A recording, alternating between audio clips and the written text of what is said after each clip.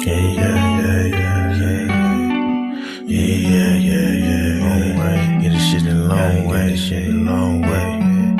Long way, hit the long way, long way, long way, long way, long way, long way, long way, long way, long way, long way, long way, long way, long way, shit a long way, long way, long way, long way, long way, long way, long way, shit a long way. Gotta get the shit a long way, get the shit a long way. Gotta get the shit a long way. Gotta know what she don't really understand, man. Gotta know what she don't really understand, man. Gotta get a meal, but she don't understand. She be trippin' every day, she be trippin' every way. But I gotta get this shit a long way, yeah. Tryna get money every single way, tryna get money every single day, yeah. Get money every single way, every day. Every day we gotta get paid, yeah. Every day we gotta get paid, yeah. I'm feeling like we be the new slaves. No, we gotta finish rich. No, we gotta finish rich. Got a new bitch, she don't understand. She don't understand. She's gotta get rich. She don't understand. Sometimes we gotta hit lit. No, we ain't hit lit. Tryna get the long way, yeah.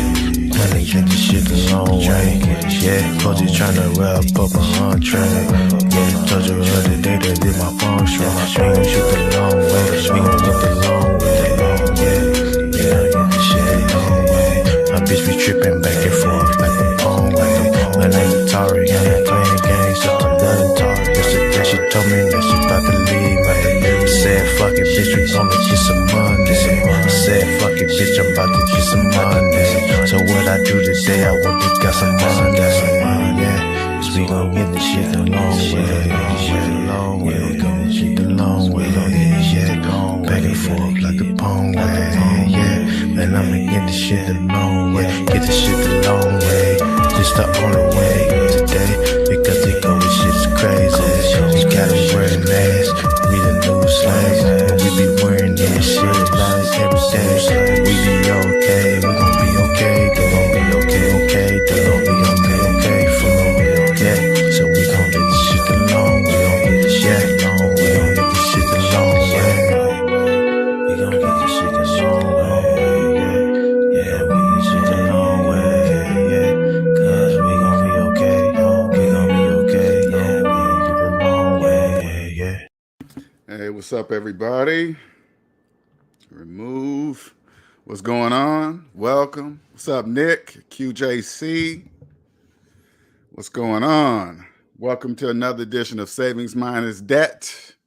I'm your host, LJ Young, the founder of SMD.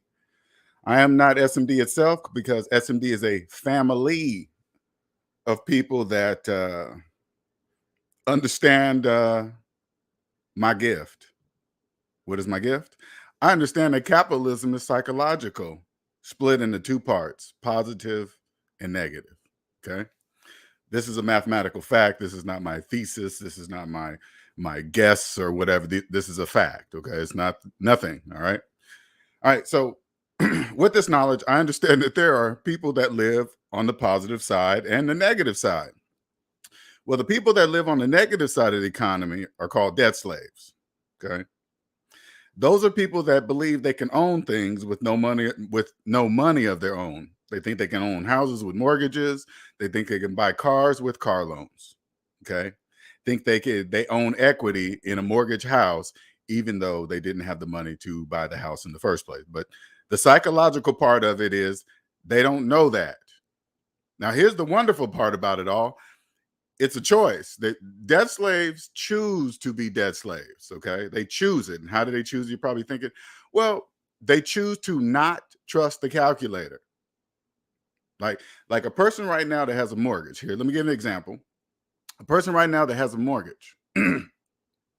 All they would have to do is just open up the calculator and put in their mortgage payment minus their mortgage balance and hit equal. They would see a large negative number. The calculator is clearly showing them that they own nothing. They own no equity. They don't even own themselves. That's what the calculator says, okay? The psychological part is this. They don't see it.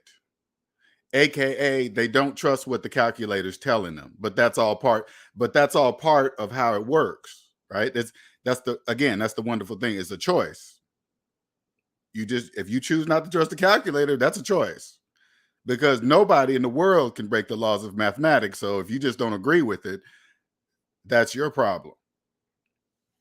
What I do is help people come from the negative side over to the positive side.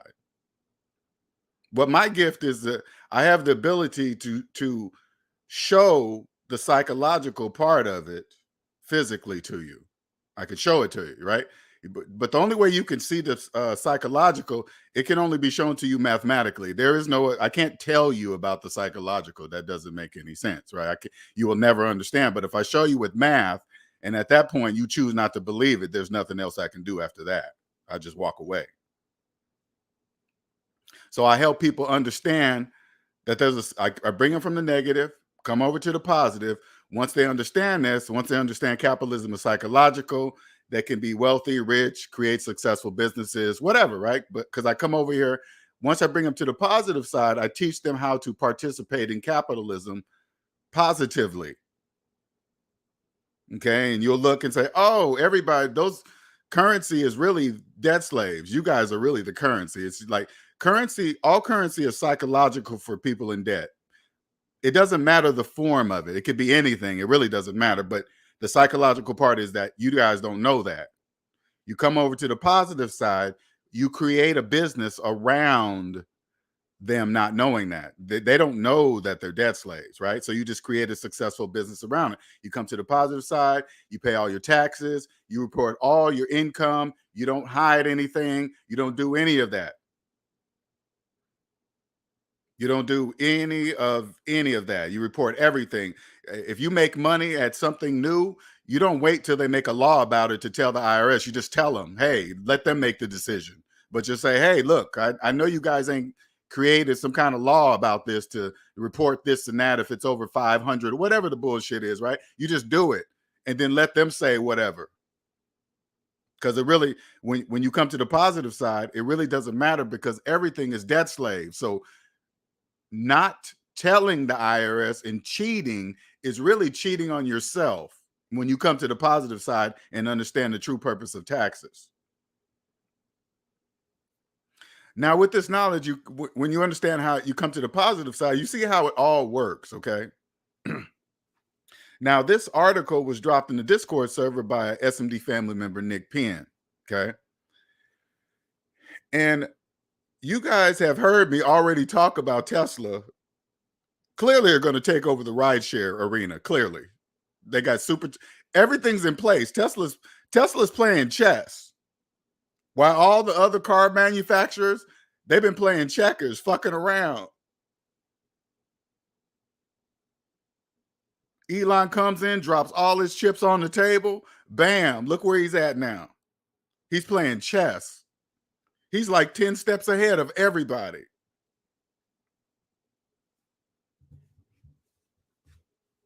When he put it this way, okay, this is what I would have never saw in a million years.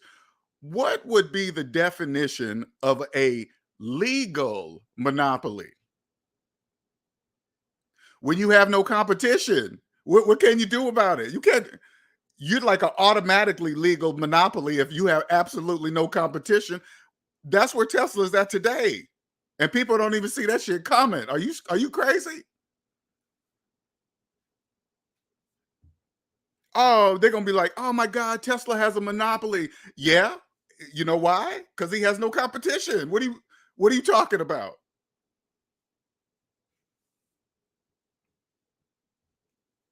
So what we're gonna do is just read through this article, right? I really want you, and I'm gonna go through it, but from the positive side of the economy, okay? So you can understand what they're doing and why they're doing it. And it's okay. It's just the way things work. It's not nothing bad or good or nothing. Don't add your feelings into it. Don't say, hey, the banks are doing this and the government's doing, and you start getting emotional and stuff. You got to catch yourself and say, why am I getting emotional about this? It's because you just don't understand it. That's why you're doing that. That's why the majority of debt slaves, when you guys hear the IRS and taxes, you guys immediately get anxiety of that's a program. That's a program that you don't understand how it works, because once you understand how taxes work, that feeling doesn't happen anymore because you're doing it right.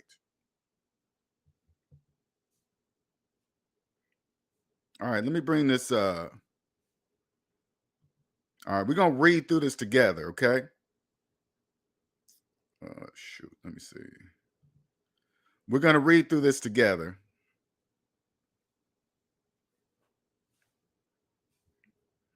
All right, let me bring it over here. And then the link, and now if you can't see it, of course you can bring up the article yourself. The link's below in the description of the video.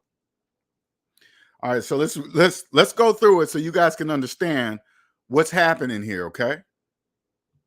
And you're not going to get this version of it anywhere else on the internet. I promise you that, okay? All right. It says June 9th, the White House on Friday said electric vehicle charging stations using Tesla standard plugs would be eligible for billions of dollars in federal subsidies as long as they include the U.S. chargings. The White House said electric vehicle charging stations using Tesla standard plugs will be eligible. Okay, so when I see something like this, I see the other car manufacturers panicking because Tesla has everything in place already. They do. Now they're like, hey, government, help us do something about it. Do something. Okay. So somehow somebody's gonna get some breaks for doing something to make it a standard, so everybody has the ability to be able to use Tesla station. Because you know how long it will take all the other manufacturers to catch up with charging stations. Tesla has been playing chess. Do you understand that? The statement follows separate announcements by the U.S. automakers Ford and General Motors that they were adopting the Tesla because you had no choice. Do you think they had a choice to do that? And do you think they're doing that for free? They're not doing it for free. They're paying Tesla. Believe that. Because why? Because they have to.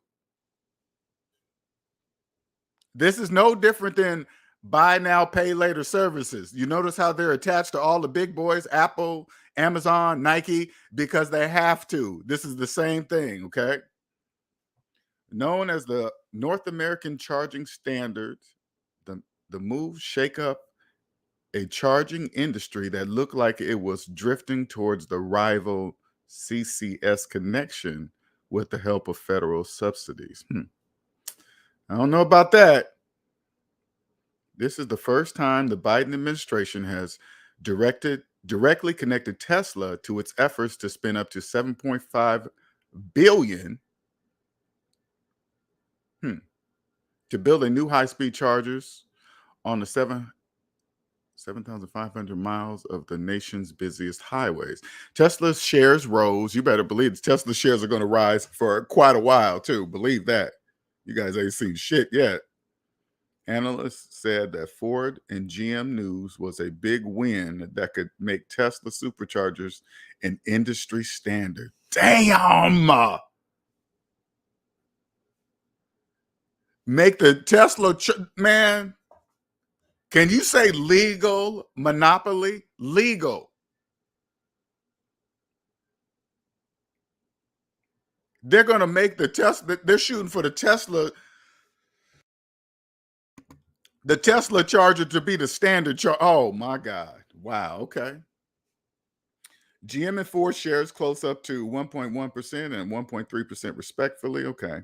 But shares in EV charging firms such as ChargePoint, EVgo, and Blink fell 11% as the alliance between the three car automakers raised questions about their fate. Oh yeah, they know. They already know, man. Are you guys paying attention?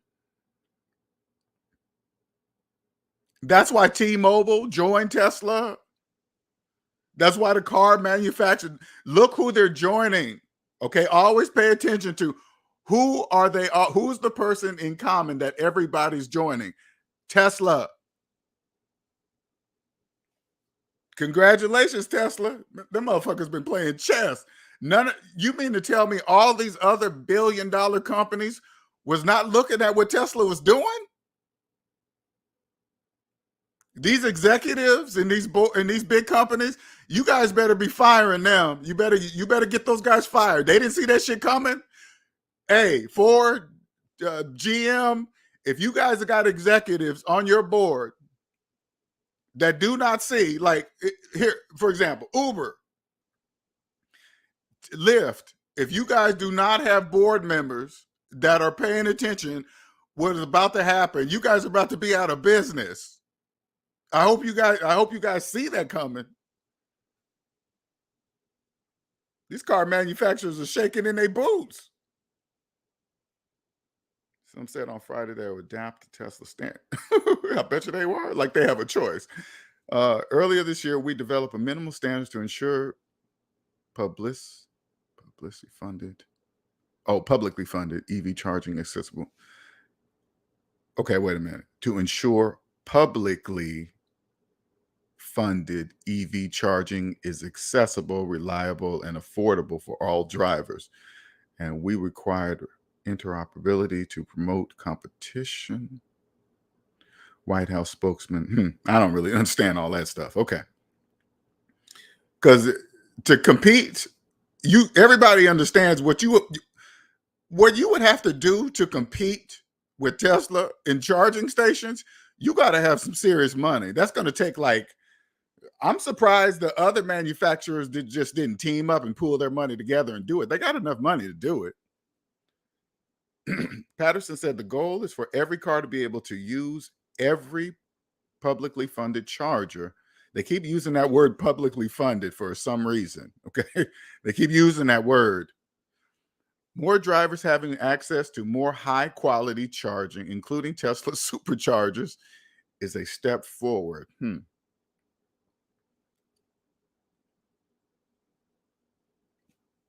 See you later. Look, all the other people that were trying to come up with chargers everywhere, goodbye. Those guys are gone. The big car manufacturers are teaming up with Tesla. What do you think those other charging stations are out of here?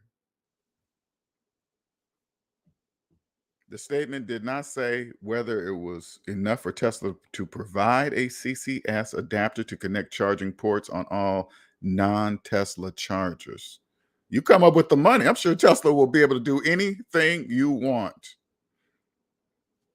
Earlier this year, the administration welcomed Tesla's decision to open up its charging network. Hey, welcome. Who knows what's said in the background? Hey, and this is just speculation. Hey, motherfucker, we know that's a monopoly, okay? Don't forget, you work here. We are the government, okay? We see what you're doing, all right? So we're going to come up with something to say, hey, you know what? Tesla, you are going to decide to work with us because we said so, okay? I'm sure it didn't quite go like that, but, this is the United States. Hey, period. It doesn't matter. To open up its charging network to competitors, but stop short of discussing how the company would be involved in its charging efforts. Interesting. Okay. Most global automakers use the CCS network in the United States, including Volkswagen, whatever, doesn't matter. What matters is what the customer likes, okay? What's convenient for the customer? What are they going to choose? If they get an electric car, think about it. An average customer, they're going to finance a Tesla, okay? So what that means is that they're probably not going to have a supercharger at home. So if they know they can conveniently have a charger everywhere, like gas stations, what kind of car you think they're going to choose? A fight between competing standards and, okay, whatever. I don't want to read all that.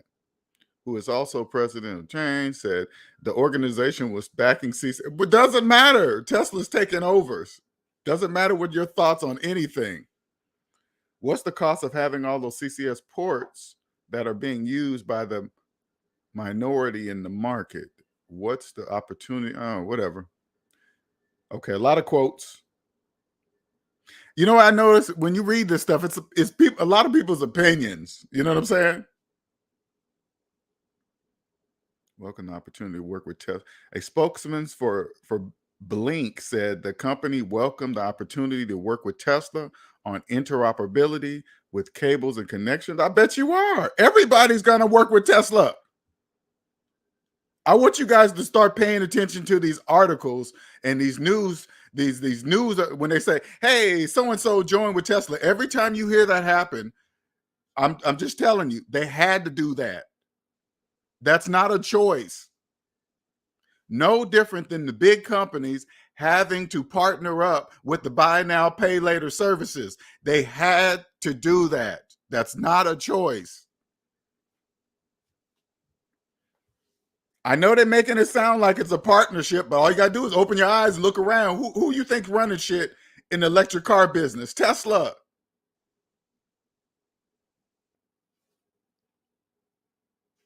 And don't forget, okay, don't forget, their Tesla business is a side business. Their main business is going to Mars. You mean to tell me they're taking over that's their side business? And they're taking over the whole market?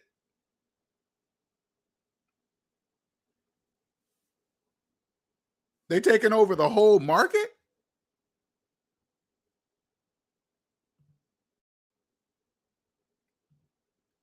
People don't see that coming? People don't see that coming.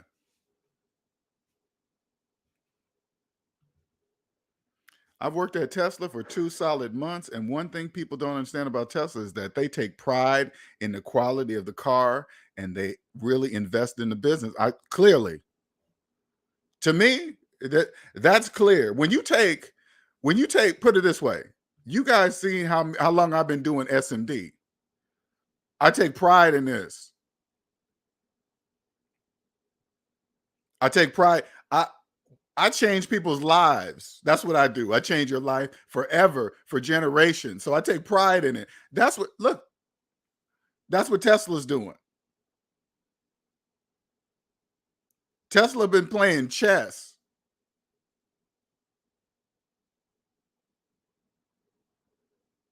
He's the one that pushed driverless cars.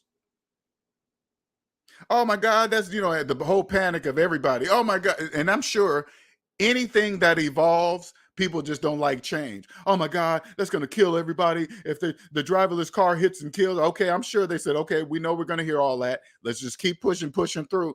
Now they're about to take over the game. Now people are magically partnering up with them. Come on, man. Are you paying attention? Congratulations, Tesla.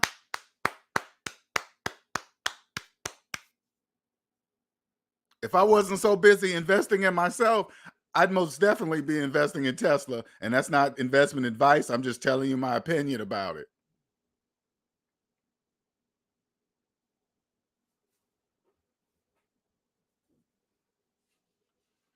You guys don't even, like, when they finalize that driverless software, you know how quickly that shit's going to get adopted. You guys don't even understand the speed at which that's going to get adopted, because that's going to close this huge tax hole that has been created by all these people delivering people and stuff and getting all this money and not paying their taxes.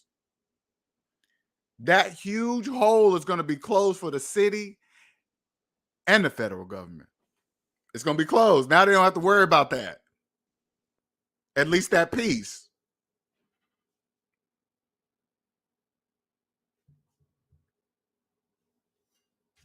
All those jobs that businesses, you know how right now the businesses are begging people to work here. Hey, we give you all these incentives. Please come work for us, because you guys are just loving that work at your own time and use your own car and deliver stuff. Those jobs are going to be gone as soon as Tesla goes live. Those jobs are gone. Guess what's going to be filled up? Regular jobs again. Tax problem solved.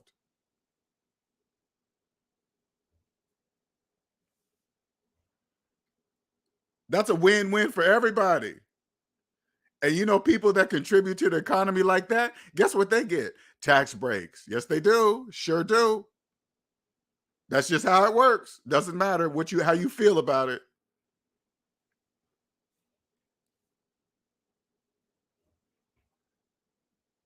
And guess who gets real tax break?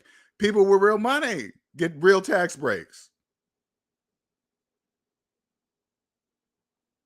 Debt slaves, did you guys know you can't get tax breaks if you're in debt? Mathematically speaking. Mathematically speaking, did you know that? When you're in debt, you can't get tax breaks. Did you know that? Of course not. It's a psychological thing. Of course not. I'm just saying it doesn't matter if I say it because you don't know what I'm saying.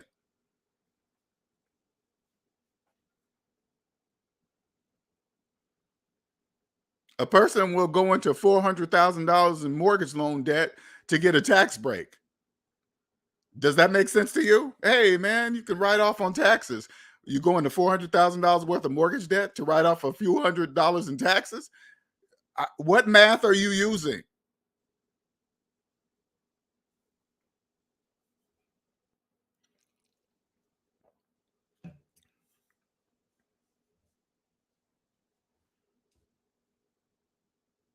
You guys don't even understand what they're going to pay him to participate. They're going to pay Tesla to participate in their rideshare program. It's not going to be free. It's not even going to be free. 99% of the Teslas you guys see on the road are financed.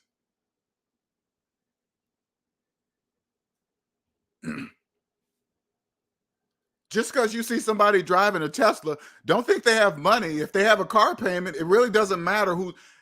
Car payments make the driver irrelevant.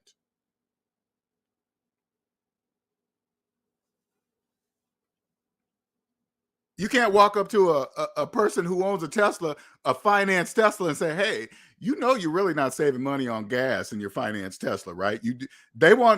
They won't understand what you're saying with that. They'd be like, "What? What are you talking about? I'm not using gas." No, even though they use their credit card at the gas pump, and now they don't even know the difference. They'll use their credit card at the gas pump when they had a gas car. Now they're using their credit card at the charging station. The same thing. Now, instead of charging gas, they're charging electricity, literally.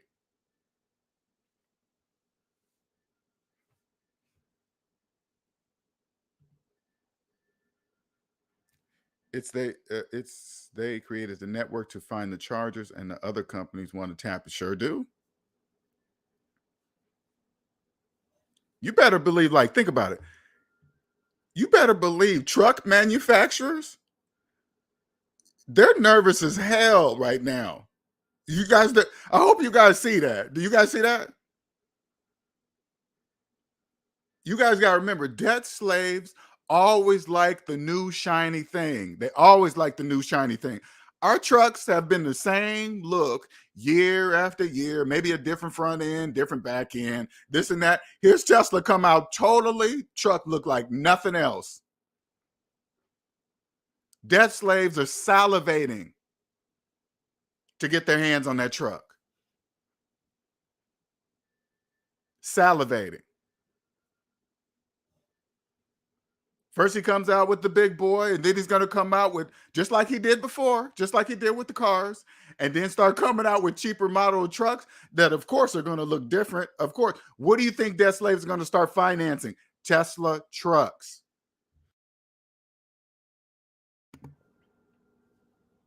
They are nervous. That sounds like a legal monopoly. When you do something and you have no competition, that sounds like a legal monopoly to me. You see what I do right now? You see what I do? I have no competition. Zero. I have zero competition. Zero. And will change your life forever. I could change your life forever. And you'll thank me for the rest of my life. And I'm not saying that because I think I'm the shit or I think I'm a badass or nothing. No, I'm just stating the truth.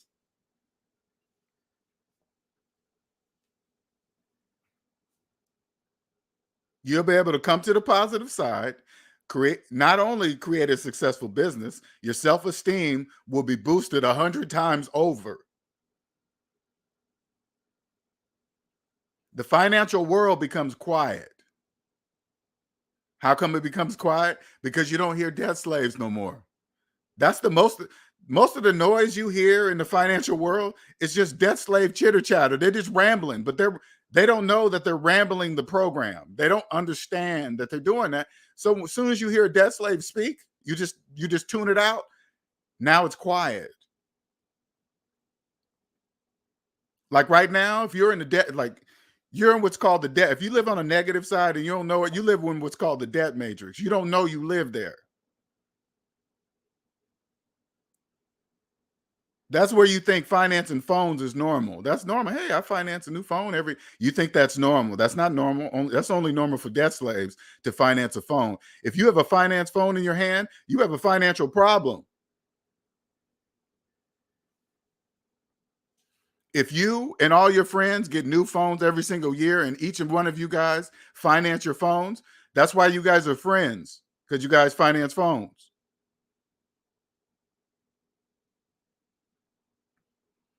So you don't listen to people like that no more, and it becomes quiet. And then you're like, because when you're in the debt matrix and you're looking around and you're trying to figure out a way how to get rich or wealthy or be well off in retirement, whatever, right? You got to stop and ask yourself, hey, how come every time I talk to a financial person or somebody about money, they always tell me my money is always in the future?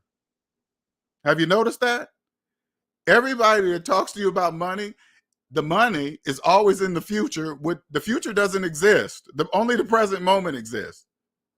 But if they can keep your mind in the future, that's where you're going to stay, totally forgetting about the present. The present is the only thing that can create the future right now, today. So here's an example. If you're dreaming about having a really, really nice car, like in the future, man, if I just work hard, man, I can get that car that I really, really want. All you guys do, that's like future tense, right? All you gotta do is stop and say, do I have student loan debt today? If you have student loan debt today, you're never gonna get that. You're never going to get that car because you have debt today. You can't buy a car if you have student loan debt today.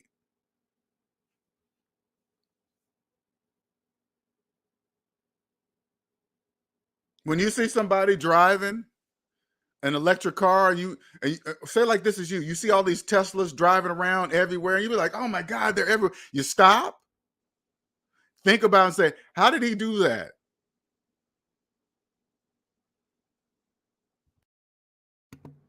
You don't be jealous of them. You don't be jealous of the company and think they're rich. You just stop and say, how did they do that? They are playing chess. That's why when you come to the positive side, it's clear that Tesla's playing chess. That is crystal clear.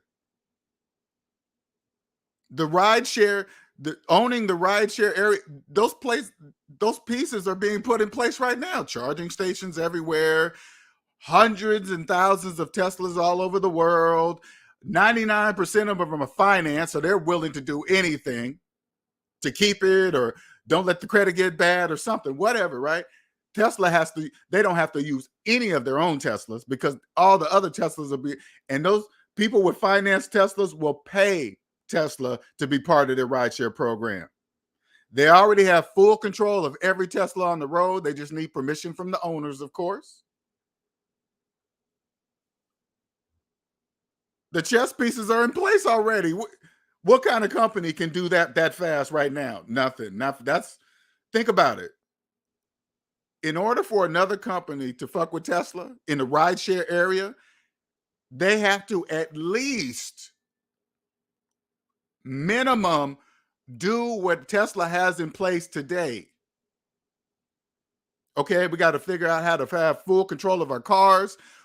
They have to be driverless. Anybody that wants to compete with Tesla, they already know they have to have electric driverless cars. They already know that. how much money you got to have. And plus, we got to set up charging stations across the United States of America, which they already have in place today.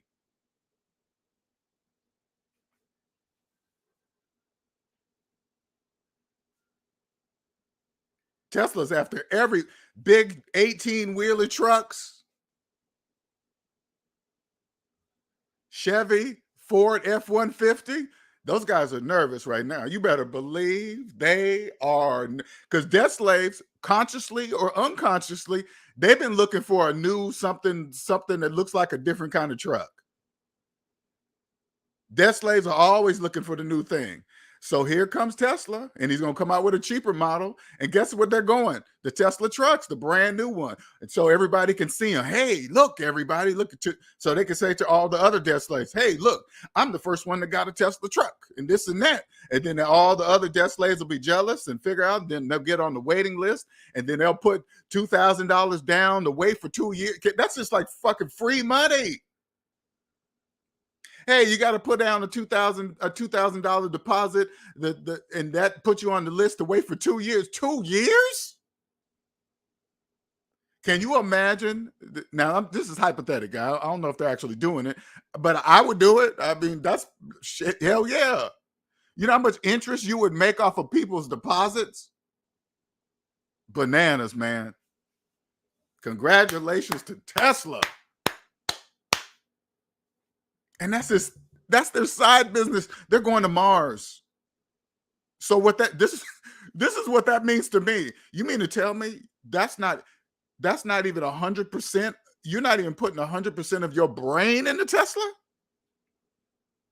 He can't, because he's going to Mars too. So his brain has to be split. So that's not even 100%. Once they get approved for driverless cars, that's autopilot. That money is on autopilot. Nobody in that space, listen, nobody in that space is not going to be able to fuck with them for years.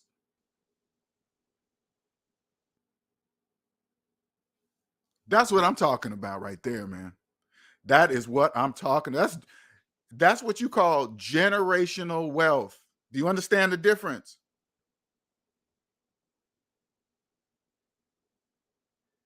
So if you're a person trying to get on a website to see how you can finance an exotic car, I want you to think about it for a minute. While you're thinking about how to figure out how to finance an exotic car, Mr. Musk is over here creating generational wealth. His brand new baby is rich for life. Do you understand what that means?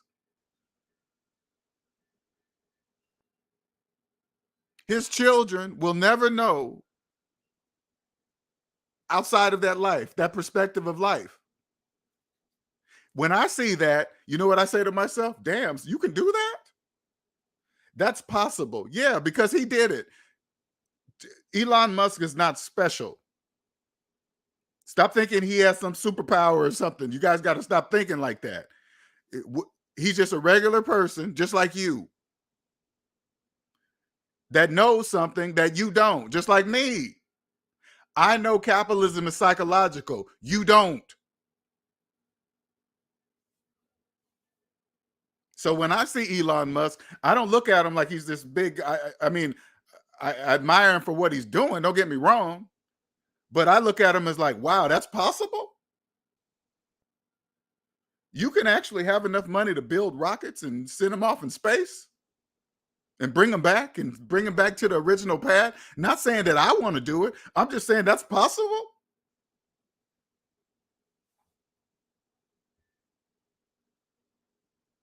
So when you guys hear me talk about SMD is going to be worldwide, I mean that. Do you understand me? I mean that. That's a fact. I already know that. The world doesn't know it yet.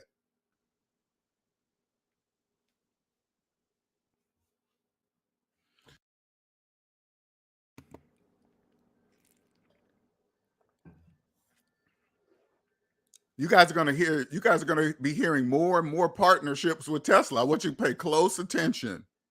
to all these partnerships.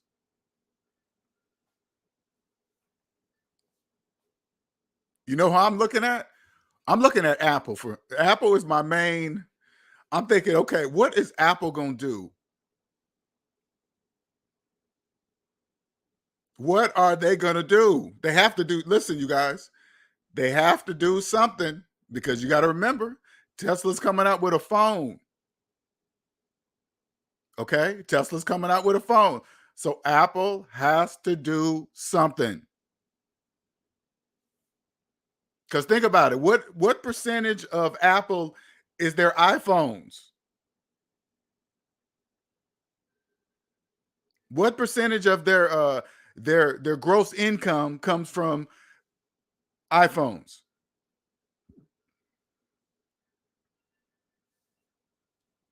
Now, when I look at Apple, when I saw when I saw that they created their own in-house buy now, pay later services, Apple Afterpay or something, that was a smart move, man. You guys don't really understand what kind of move that was, right? But that kind of move takes money. Those kind of moves take money, real money. And you usually see that with people that build quality product. You know what I'm saying? It's like Apple reminds me of Chick-fil-A. I'm not a fast food person. I don't think their chicken is that special, but they clearly take pride in their work, the pride in their business. That's crystal clear. I know that's why I go there, because of the customer service. I know why I go there. Apple's the same way. Quality product, quality service, all that. But this has nothing to do with that.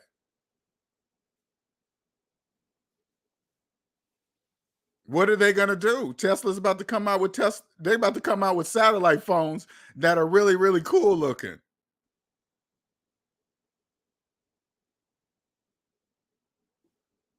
Be able to call anybody in the world. He might create some special. Listen, check this out. He might create some special network. You know how the Apple has their own iMessage network, Tesla Worldwide Network, or something. Can you imagine? Why not? He could do that. So I think to myself, if I'm saying this, that means Apple has to know too. They have to know. Now, seeing that Apple built out their own Afterpay network, there's a strong possibility that they do know. They have to know. What could they do besides partnering up with Tesla? Well, okay, wait, no. Well, I guess they wouldn't, because T-Mobile is a provider. Apple is not a provider, so it wouldn't be no comp. Because I'm sure when T-Mobile partnered up with Tesla, they probably wrote up some contract and say, "Hey, AT&T or Verizon can't do it." You know what I'm saying? But Apple is a phone manufacturer, not a service provider. I don't know, man. I'm just waiting, because I know they have to make a move. They have to. Because have you noticed Elon is making everybody make moves? Have you noticed that? Elon put out that electric car. All of a sudden, all the other manufacturers magically start having everything available. Oh, we're coming out with the Hummer full electric and this and that and blah, blah, blah. You guys been had that knowledge. You just didn't want to share it. But now Elon forced your hand. So how many people, listen, how many people that can force Apple's hand? There's only one, Tesla. Tesla is the only one that can force Apple's hand.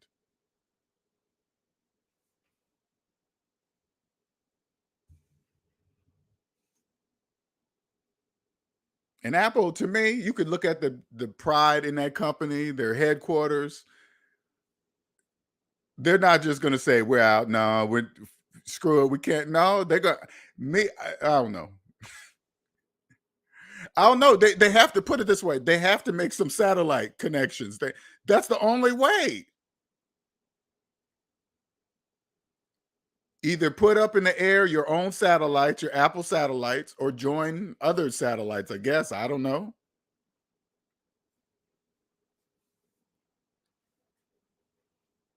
But when you see Tesla doing that, I promise you, if you're on the negative side, right, and you don't think millions and billions and trillions of dollars is possible, right?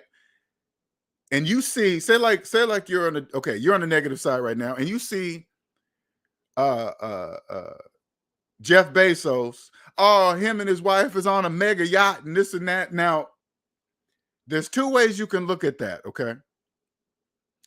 You can look at it like, wow, oh my God, I can't believe he wasted all that money on a yacht and this and that and blah blah blah. Or you could say, that's possible.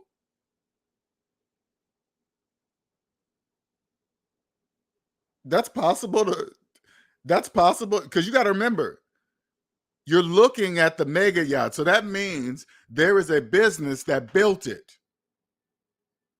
The business wouldn't build a yacht like that if nobody could afford to buy it. Not even saying that you want something that big. All you got to do is say, that's obviously possible because Jeff Bezos did it. Jeff Bezos is not special. He's human. He knows something. He just knows something that you guys don't. Same thing with me. I know capitalism is psychological. You don't. It's the same thing. Do I know? Do I know what Jeff Bezos knows? No, but he clearly understands that. I don't know if he knows capitalism is psychological, but he clearly knows something, obviously.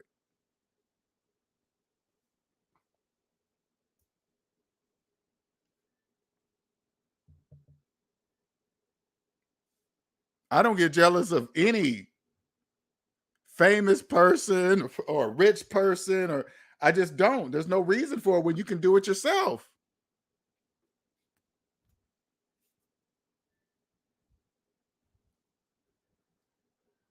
You can do everything they're doing.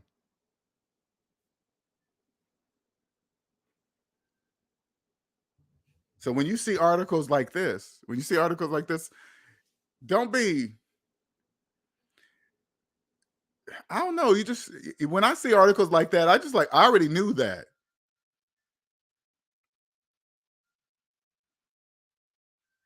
Apple's a big boy. I'm just waiting on them. I'm waiting on to see what they're about to announce. They got to announce something because they're not just going to lay down and just accept Tesla takeover. I highly doubt that.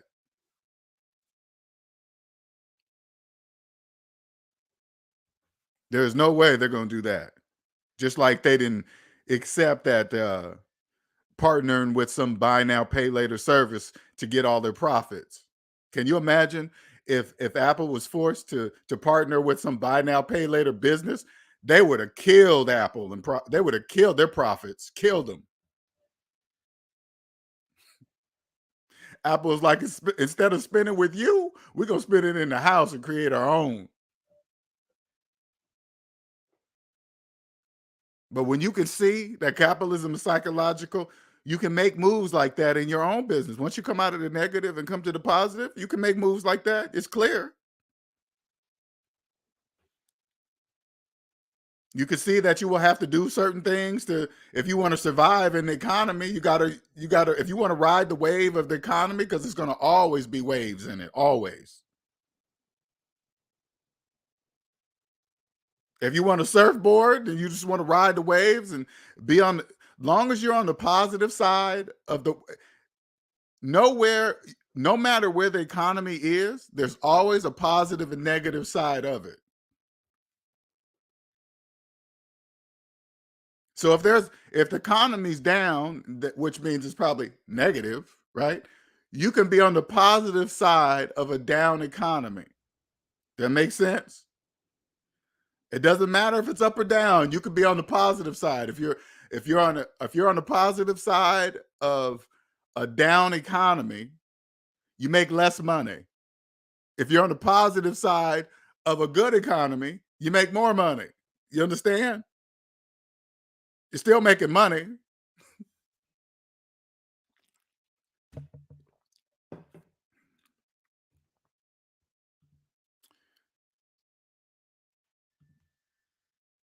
Tesla did the legwork. Yes, they did. Yes, they did. Thinking of the future keeps dead slaves, but yes, it does. It's brilliant. The program, I ain't gonna lie, man. There's things that I'm still discovering and learning, and mainly because I was a debt slave myself. But I never realized every time I was talking about money, like big money, I was always talking about the future. Even think about it, even when I was working, I would be like, okay, I wanted to get something, right? Oh, I gotta wait till I get my check. In the future, I get paid on Friday or whatever, right? Always in the future. Never once did I just like, wait a minute, why am I always talking about my money in the future? Because I don't have no money in the present. I didn't have nobody to tell me that, to say, hey, wait a minute. You know why you always talk, oh, retire at 65, you're gonna have, this is why they always ask debt slaves, hey, how much you think you're gonna need to retire in by the time you're 67 or whatever, right? They always ask debt slaves that question because they know you don't know. There's no possible way you could know how much you need to retire when you don't even know how much debt you're in today. It'll be the same answer. If they said, hey, how much you need to retire in the future at age blah, blah, blah, you're going to say, well, I don't know, or take a guess, but most likely you're going to say, well, I don't know. And then if I turn around and ask you the same question, do you know how much debt you're in today? You'll say the same thing. I don't know. Take a guess and then say, I don't know. It's the same thing.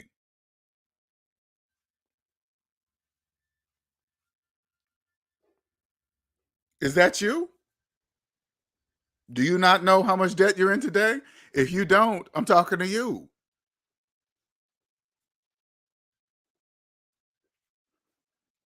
If you don't know your exact amount of your student loan debt, I'm talking to you. Hello.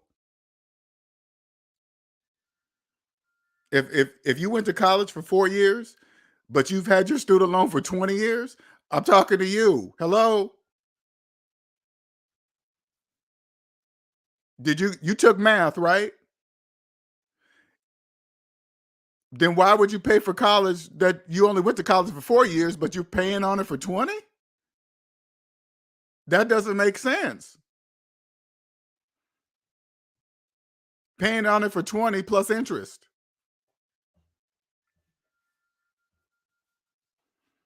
If your student loan debt is your oldest debt, I'm talking to you. If your student loan debt is older than your mortgage, I'm talking to you. If your student loan debt is older than your mortgage and you've refinanced your house several times, I'm most definitely talking to you.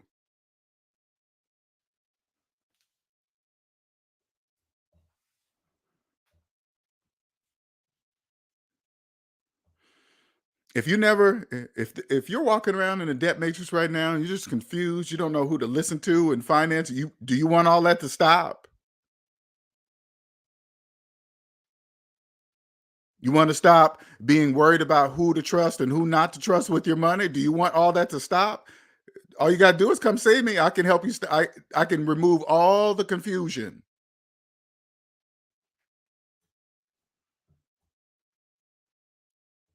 99% of the people in the United States of America will never be able to financially fool you again.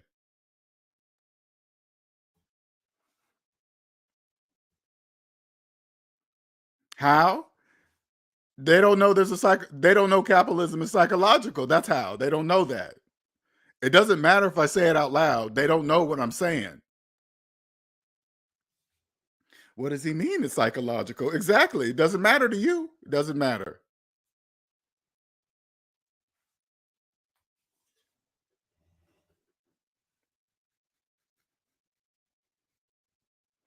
You want to stop being worried about the IRS and every time somebody mentions taxes and back taxes and people going to jail about it. When you hear about people going to jail about taxes, it's because they're not paying their taxes.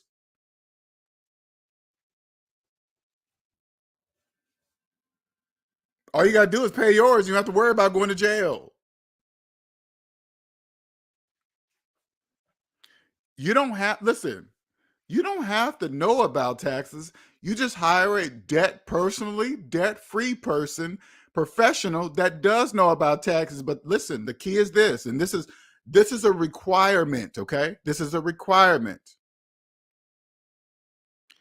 If you hire a tax professional, the requirement is it doesn't anybody to do with your finances, period, and they claim to be a professional, the requirement is they must be personally debt free, especially with taxes, especially. That's a requirement. It doesn't matter if they understand or not. That is a requirement.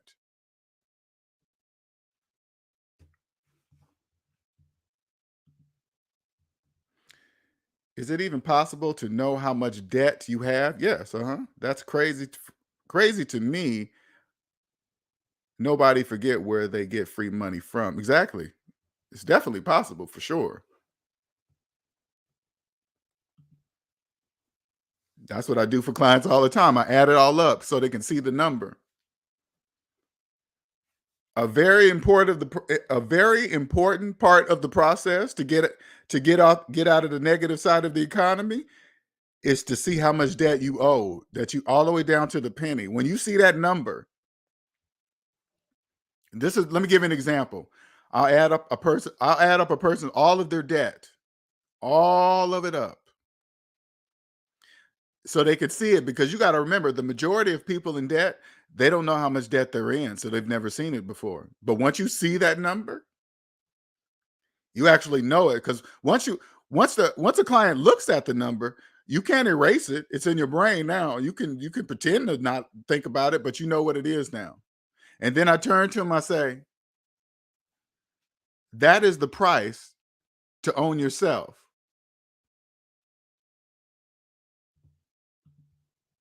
If you ever want to own yourself, you have to get rid of this large negative number. That's what I tell them. If you ever want to own yourself, and if you ever want to know capitalism is psychological, that's the price. You have to pay that first. That's the price of admission. You cannot know capitalism is psychological if you've never owned yourself. You can't understand. That would be against the laws of mathematics. And nobody can go against the laws of mathematics. Nobody. No business, no person, nobody. Nobody owns math. Math is biased by nobody.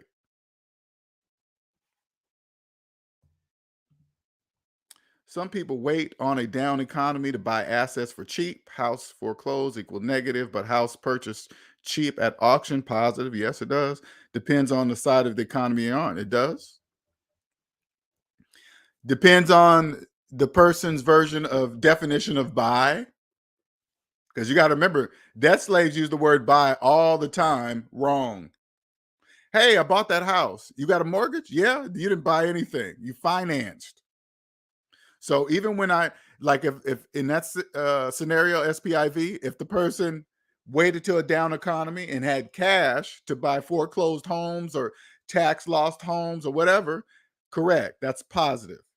That person is on the positive side. That's the example. If you had cash to buy foreclosed homes in a down economy, that means that person is on the positive side of a down economy, because they have the money to buy a house in cash, which is the only way to buy a house. So they're going to come up because it's going to come back up. It always does. There's no more land being built. Only God can make land.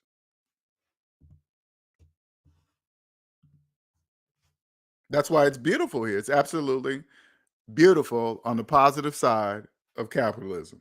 Absolutely. Especially when you understand that it's psychological.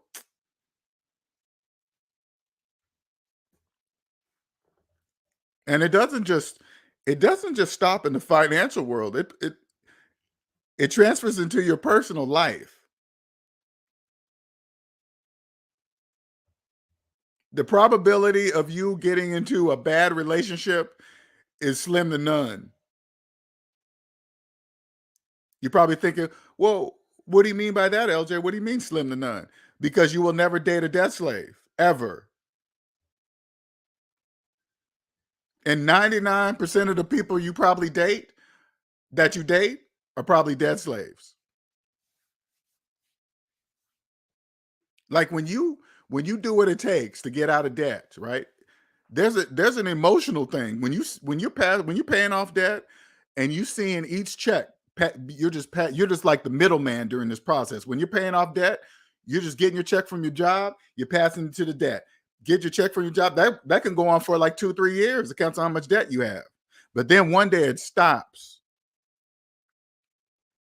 One day it stops, and then when that next check comes into your account, but it doesn't leave, that's when you'll know. That's when you'll start to feel the power of it. Everything changes in your life.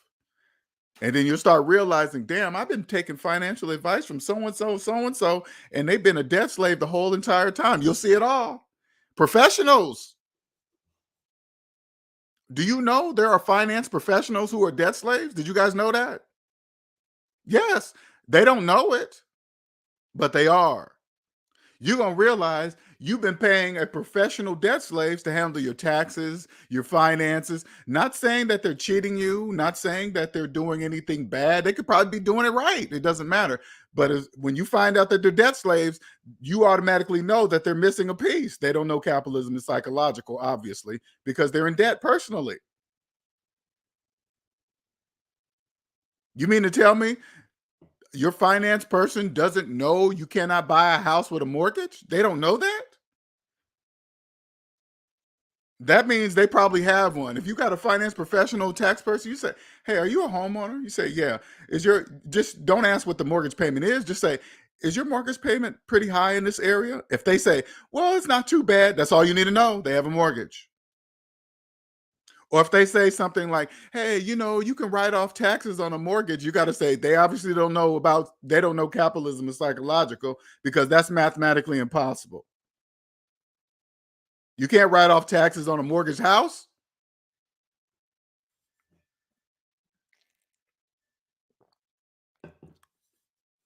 And when you're on your date, because you got to remember, man or woman, it doesn't matter.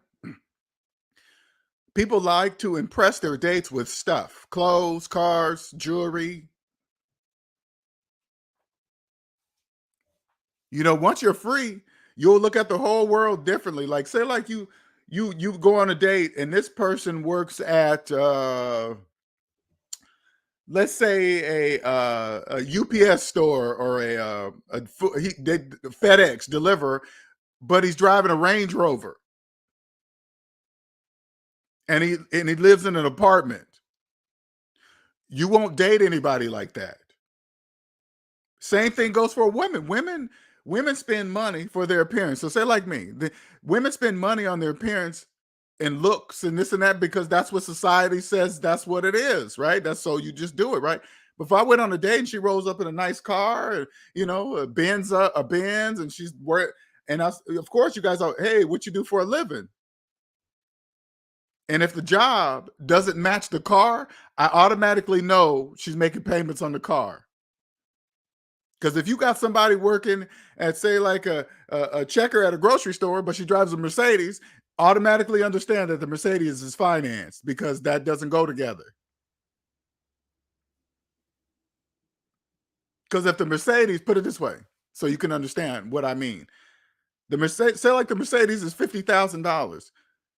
Do you think a person working at a grocery store has $50,000 to buy a Mercedes in cash? Absolutely not. So it's financed. Hey, how long you been working at the grocery store? Oh, 10, 15 years. Okay, well, all right.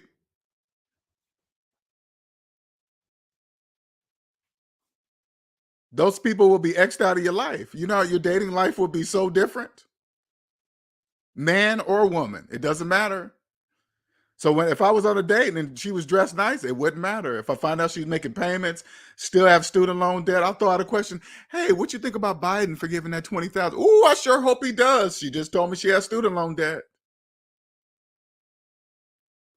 She just told me, because if I was on a date and I asked that same question of a woman that didn't have student loan debt, she'd probably be like, I don't know. I kind of had been hearing about it, but I don't have none, so I don't really pay attention to it. That's how that conversation would go. Or the woman might be even like, oh, he is? I didn't hear about it. Because you guys got to remember, people that do not have student loan debt, they don't pay attention to student loan debt news because they have no reason to.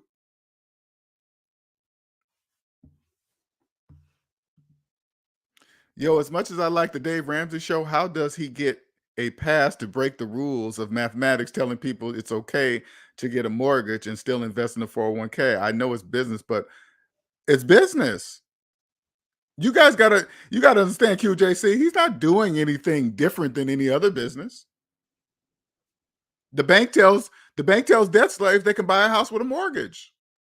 That's not illegal. That happens every day. You gotta remember, Dave has to make money. That's a business. They trust Dave. Dave built a business on trust. Because I remember when I was coming out of debt, I always noticed, like, because I followed Dave Ramsey's plan to get out of debt because I didn't know, I didn't know how to get out, right? But every time somebody starts talking about investing, he's like, "Well, I don't really do that. I send you over to so and so, so and so." I used to always say to myself, "Why does he do that? Why does it could be many things. It's not his specialty, but now that I'm on the positive side and understand capitalism is psychological, because it defies the laws of mathematics to do that. So that's a business. You create a side business. Hey, they trust Dave, and then the people that partner up, that's gonna show the people how they can defy the laws of mathematics before a fee. It's business. It's like this. Just the other day, I saw I saw the Dave Ramsey show. It wasn't Dave Ramsey himself. The Dave Ramsey show recognized Caleb. Hey, there's a guy out there with almost 500,000 subscribers. And I was like, okay, wait a minute. They're talking about Caleb on the Dave Ramsey show? And I thought to myself, okay, now it could be just business. We don't know what's going on in the background. It could be anything. I don't know, right? But I thought to myself, well, I I know Dave has to understand that Caleb is a debt slave giving out advice. And the only thing he really is doing is making fun of debt slaves. That's all he's doing and pretending like it's help. It's not really, it's almost like the Jerry Springer of that. And then he comes up with some pretend budget at the end. But you guys got to understand, he's picking the worst of the worst, the people that really, really don't know that they're debt slaves. But anyway, when I saw him mention Caleb on Dave Ramsey show, I was like, that is weird. Why would they? Why? I don't get it. Why? What was the purpose of that? I don't get it. Because I've seen people get on Dave Ramsey trying to act like he's hard on people when he talks or whatever. But Caleb straight up just dogs them. Just and here's the difference you guys don't really understand, okay? The people that he picks are probably the worst of the worst out of the all he probably looked for. And the people that are really, really bad in debt, they don't know that they are, okay? Because you could tell by their responses. They obviously don't know that they are. And therefore, they don't know that he's talking about them. They just don't know. And I don't know, and this might be a guess, is for them to give up that much financial information to a stranger. I'm assuming that he's paying them, right? Because you can almost get anybody that's deep in debt. You give them a couple $100, they'll give you anything. Hey, yeah, I'm just going to help you. I just need this and this and that, and then I'll give you a couple $100 to be on the show, and they'll be on the show. He even has them opening the show. Hey, my name is so and so, and I'm 20, and I'm here. Damn, opening the show.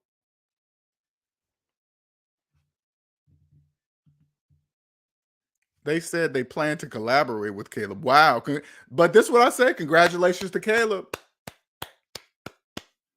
Now, do I know why Dave would partner with the debt slave? I don't know. I hope Dave's people have done the research on Caleb, because Caleb has student loan debt, and he's talking about investing while he has student loan debt. I really hope he doesn't allow Caleb on the show and allow Caleb to start talking about investing while having student loan debt. I just want to go, hey, Dave, do you probably don't, Dave probably don't pay attention to it like that. He probably got important shit to do, right? I'm sure Dave just doesn't.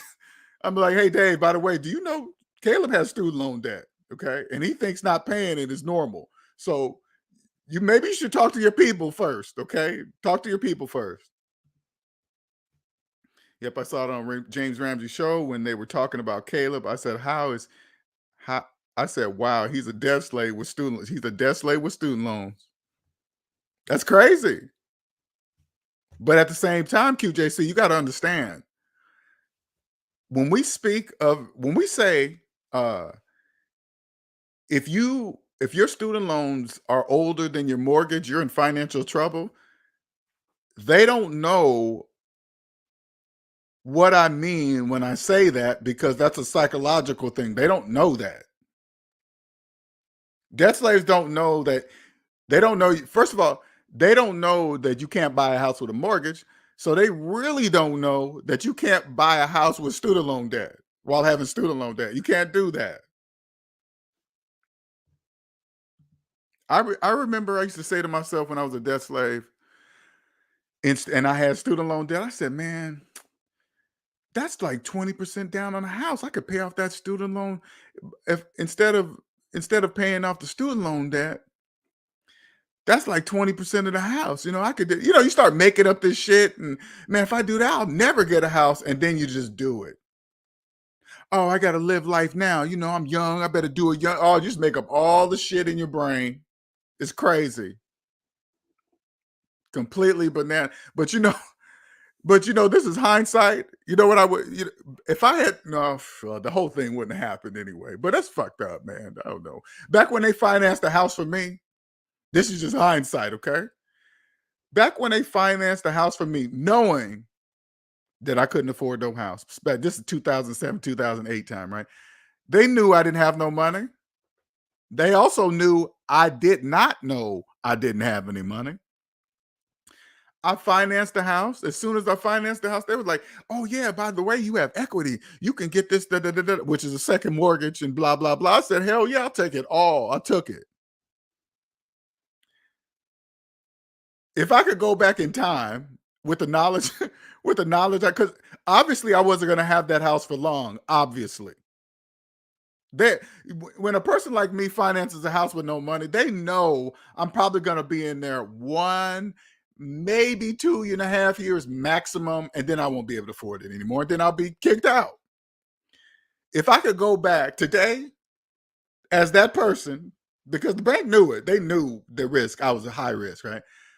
I would have took out that second mortgage and paid off my student loan and paid off my student loan debt. I sure would have. Those motherfuckers knew what they was doing by offering me that. They knew. One look at my credit, they knew they were going to take me. They knew it, right? I would have took that. If I knew what I knew today, I would have took that money and paid off my student loan debt. Paid it off. And then when I would have lost the house, guess I would have lost everything. Everything. But that's just that's just business. I get it. It's just business. It's just business. Student loan payments will restart, but they will continue dangling the carrot of forgiveness, and people will defer or do useless minimum pay. Yeah, they just keep it on.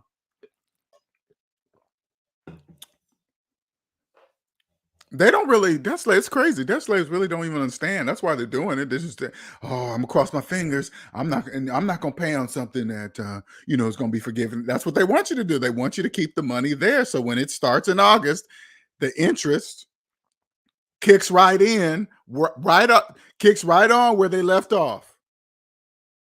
Your balance, when they cut it off 3 years ago, 3.5 years ago, your balance remained the same. Nothing changed the whole time that we know of, I guess. Who knows? I don't know. But now here it is, 3.5 years later, they get to kick that interest right off where they left off. Let's get it started. What's up, Cosmic? Just think of all the people that have budgets that can't meet the student loan payments kicking in at end. Yeah, I know. Crazy. What's up, Brian? And if that don't have fixed interest on those student loans, they're going to be a lot of pain since interest rates are higher now than versus 3 years ago. Exactly. They're planning on that. That's all part of business. This shit is, let me tell you guys something. This shit is beautiful. When you're on the positive side of the economy, like, I'm waiting to see what Apple's going to do because of Tesla. Apple's got to do something. I'm waiting to see what's going to happen. Something, put it this way.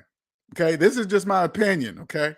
Don't quote me on it. This is just, I'm a person, an opinion. Something major in the economy has to happen before student loan payments resume. Something has to happen. Because they're going to have an instant stocks of houses and cars and all.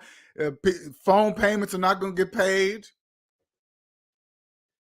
So you guys got to remember, if once the student loan payments resume, that means other people are not going to get paid. Who's not going to get paid? Car payments, cell phone payments, buy here, the buy now pay later services. They're going to be immediately out of business. Those guys are going to be the first ones not to get paid, very first. But then it's going to trickle down. So something major has to happen before that happens. Because this is what you guys don't see. During these 3.5 years, debt slaves have been financing shit based on no student loan payments. Some of these, during these 3.5 years, which is crazy, of course, debt slaves don't even know it's bananas. But I remember when they first started cutting off, when they first stopped the student loans, right? I remember when they first stopped it. I had a couple clients during that time, and I'm looking at the credit report, and I said to myself, this client told me that they had student loans, but I don't see them. They were listed and it said closed and said zero. I was like, what? Why is it not listed? And then I said, okay, maybe this is just a fluke. And then another client came on and they said, oh, I have student loans too. And then I go look and it's not listed. I was like, what the hell? Why is it not here? That's weird.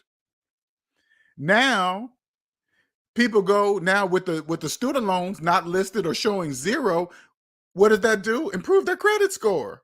So debt slaves not paying their student loans at all during this pause, increase credit score because now there's nothing showing how far they're behind on how far they were behind on their student loan payments, if they were paying them at all, because it's not there.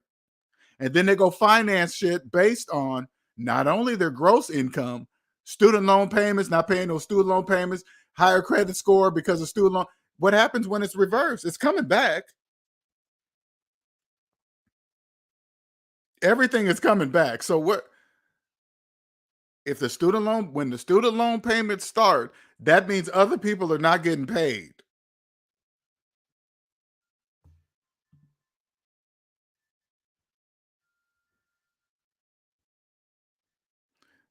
They took student loans off those reports so people could afford to finance those homes, but that's soon going to backfire. Exactly. That's what they did. Now, when you come to the positive side and you see that for what it is, oh, that's why they did that. That's amazing to me. Because at first, you got to remember, This is what I look for: confusion. When I see something and it doesn't make sense, you know why it doesn't make sense? Because there's something there that I don't understand. So when I saw clients' credit reports and I did not see the student loans, or showed the student loan showed zero or whatever, right? It didn't make sense to me. Okay. I'm like, why is that? That's weird. They still owe the money. That's not going anywhere. But now you come to the positive side. Now they can be approved for houses and cars and phones and all this other stuff because of it. Now that makes sense. That makes total sense. And to a debt slave, they're happy that it's removed. It's like a win-win. They're happy that it's removed or showed zero because they saw that their credit scores went up. Now they can get approved for that car or their house that they have always wanted. And then they go out and do it. I better hurry up and do it before they put those student loans back on my credit report. It's like, so you already know it's coming back. Yeah, but so what are you going to do when it does come back? Nothing.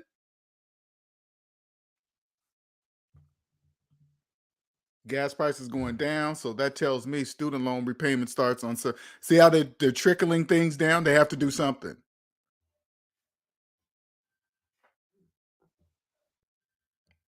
Because think about it. Could they start student loan payments today? No, that'd be a very bad idea to start student loan payments today. Hi LJ, have you seen the episode of Tom and Jerry when Tom signed his life away for a shitty car for a girl and the girl left him anyways? It's sad but true for a lot of. I probably did because I used to love Tom and Jerry when I was a kid. Love that show. Oh, I loved it. Love Tom and Jerry. Love that show. That was my show right there. I thought student loan payment would not resume until after 2024 election. Oh well, it'll be interesting how the election will be dictated. Who knows? This is what I this is what I do. Okay, I'm gonna tell you guys how I look at student loan. It's going to start. Okay, this is first of all. Remember, one day it will start. That is a 100% fact. Okay, let's just put that out there. When is the answer? When is what people want to know? All you got to do is look at the current economy. Like today, just look at it now. What's it doing? Afterpay, right? People are using buy now, pay later services. That means people have no money right now. If you're like, look at the economy. Buy now, pay later services are making billions around the world. But let's just stick with the United States. They're making billions. Only people with no money use buy now, pay later services. Only people that don't know you're not supposed to do that. They don't know that. Now you see buy now, pay later businesses attached to all the major businesses: Walmart, Nike, Amazon, Apple, blah, blah, blah. That means they have to do that, or else the big companies have to do that, or else they get no money. So if they want to survive this, they have to do what they need to do to survive it.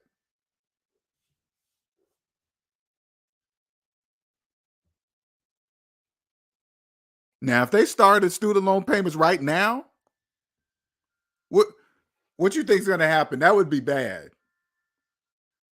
That'd be very bad because the majority of people, think about it. I want you guys to follow the bouncing ball. The majority of people that use buy now, pay later services are in student loan debt. You ask the average person, and this could be you. Maybe you're using one of the buy now, pay later services, probably several of them. And you got to ask yourself honestly, do I have student loan debt? He's right. That's why I'm talking to you. If you're using a buy now, pay later service, you probably have student loan debt. That's why you're using it. You don't know the reason why. Listen, so you can just see it. Okay, I'm gonna show it to you. The reason why you're using buy now, pay later services is because you have student loan debt with a finance phone in your hand that you carry around everywhere with you.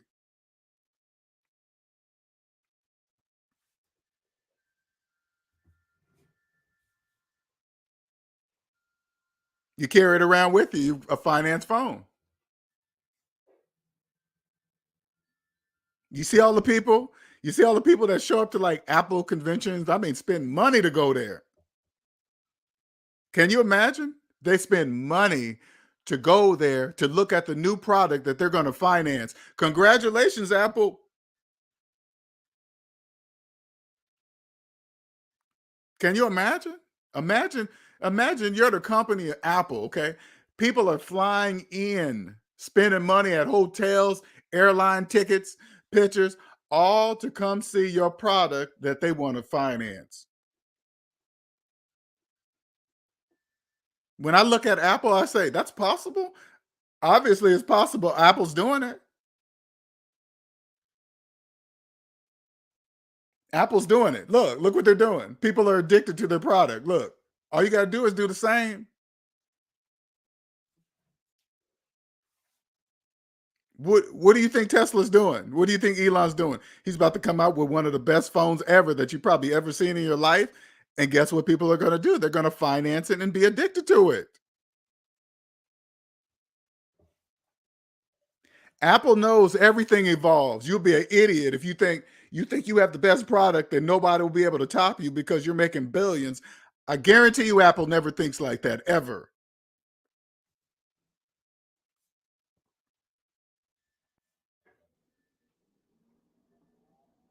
You already know whatever Elon Tesla comes out with, that phone's going to be badass because it has to be.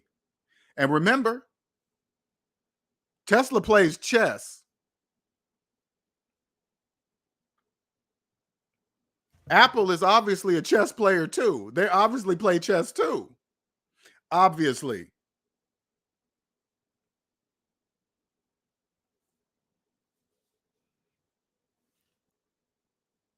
Thank you, Omanike. Appreciate it.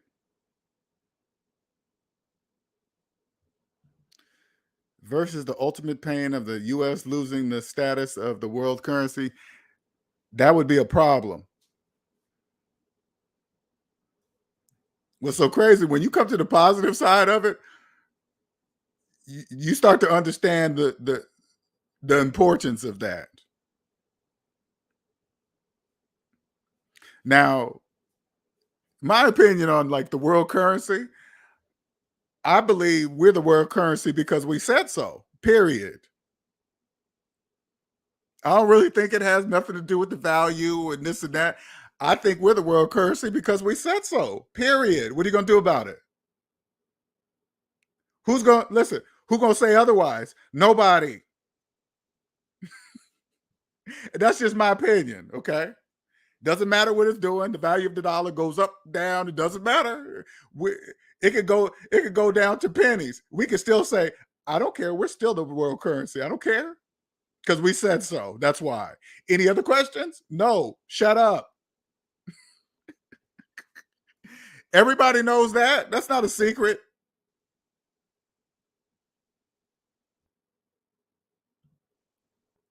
All the companies profit and the debt slave will be paying later. Yes, they will. It's like when you get out, put it this way. When you get out of the debt matrix, right? And you understand that capitalism is psychological and you come to the positive side and then you turn around and you look at all the people inside the debt matrix. If you have a job and you're in debt like triple, quadruple your annual income, you're literally a debt slave, literally. If you make, say like this, you make $50,000 a year and you got a $350,000 house mortgage,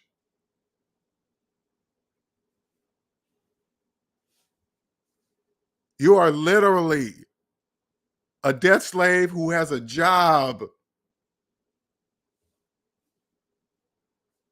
The hourly wage actually means absolutely nothing. That's bananas. You got debt slaves. You guys don't know that. You guys, you're out when you're in so much debt and you don't even know. Do you know your hourly wage doesn't even matter?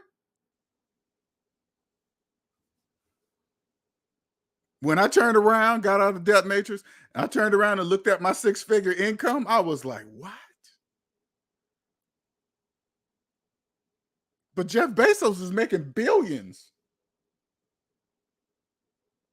I was happy making 160. My gross, by the way, gross. When I came to the other side, do you realize? Let me tell you what I realized. Do you guys realize 6-figure earners are in the deepest of debt? Did you guys know that? Those of you guys that are out there jealous of people earning 6 figures, do you know they're the deepest in debt? They're worse than you. Do not, listen, do not be impressed if a person tells you that they're making 6 figures, or you hear somebody's job title and you know a person with that job title is making 6 figures. They might, oh, that person's a lawyer. You automatically think 6 figures. That person's a tax this and that. You think 6 figures. That doesn't mean anything.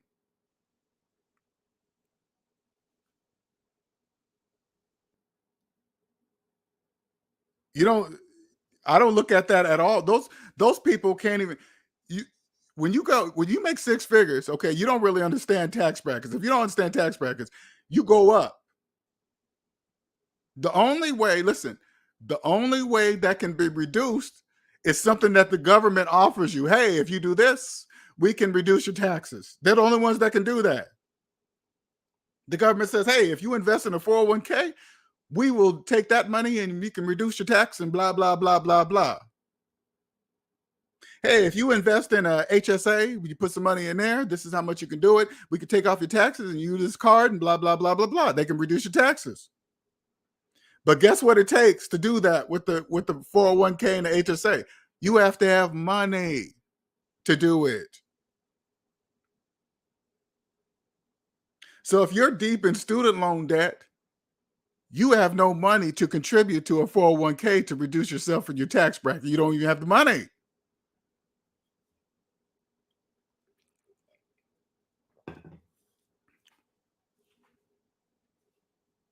If you don't know that, you can forget about ever building a company and creating Tesla money. You can forget about that.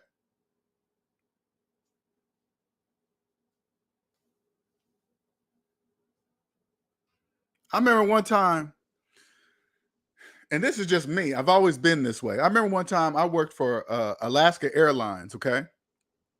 And back then they had Russell Wilson as the some representative. You know how they use famous people. He played for the Seahawks at that particular time, right? And they were picking a few people. Now, I don't watch sports. I don't really follow sports because I don't really enjoy watching other people enjoy their lives. You know, that's how I look at sports. Why would I watch somebody else make millions of dollars doing what they love when I could be out there doing it myself? Right? So I remember they were looking for a few people for a commercial that they were going to do, okay, with Alaska. So I didn't even know about it. People reached out to me and said, "Hey, LJ, won't you do this, man? You'll be good, man." Blah blah blah. I said, "Okay, I tried, got it, right." And so I ended up making the commercial with Russell Wilson, and we're there, different parts. We're sitting there talking. He's talking with us. Now you gotta remember, I don't look at him like, "Oh my God, you're the most famous quarterback with all this money." I just talk to him like he's a normal dude. Because you got to remember, famous people are probably used to people always, "Oh my God, hey, can I take a picture with you?" I didn't ask none of that. I just talked to him.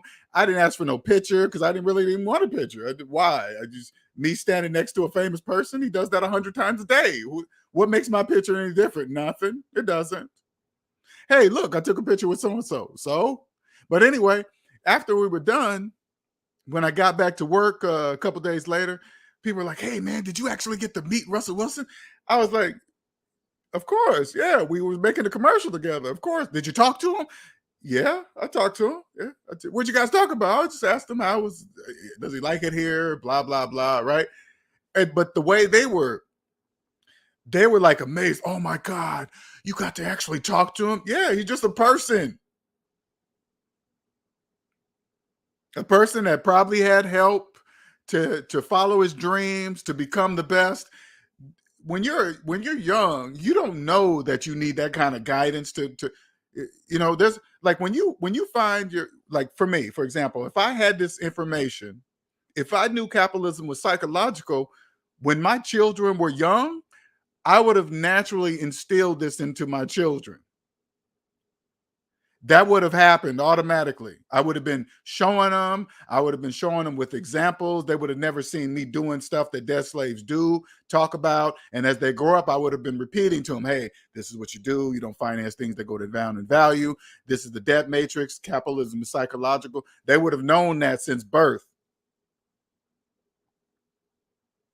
So when it's time for them to go out into the world, they will already be ready. No scammers are going to trick them. No job is going to suggest that they should invest in blah, blah, blah, blah. They will know automatically.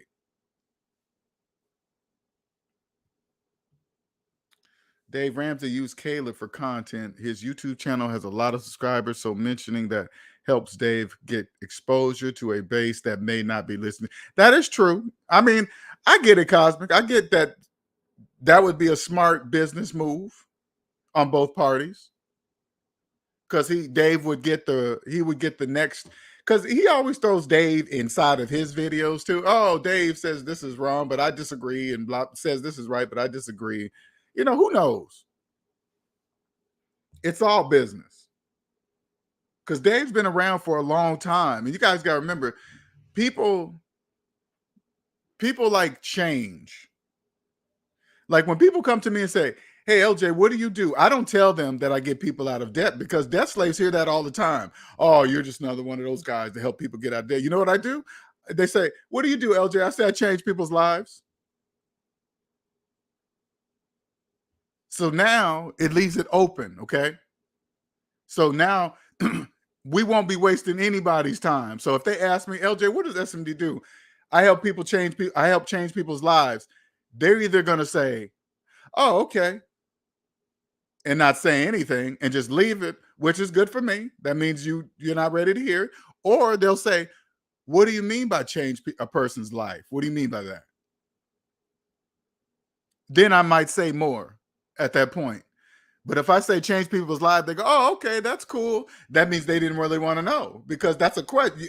If somebody told me that, I would be like, what does that mean? What do you mean change people's lives? But if the average person is going to go, oh, wow, that's cool. Okay, man, that's what it is, man. That's on. I like that. Do you like what?